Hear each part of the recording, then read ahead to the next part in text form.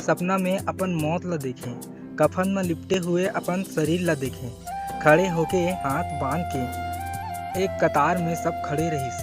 कुछ परेशान रहिस और कुछ उदास रहिस, कुछ मुस्कुरात रहिस और कुछ छुपात रहिस। दूर खड़े होके ये सब मंजर ला देखत रहता भी एक हाथ मोर हाथ तरफ बढ़िस और जब देखे ओखर चेहरा तो मैं बड़ हैरान हो गया। हाथ थामने वाला और कोई नहीं, मोर भगवान रहिस। चेहरा में मुस्कान और नंगा पाँव रहिस।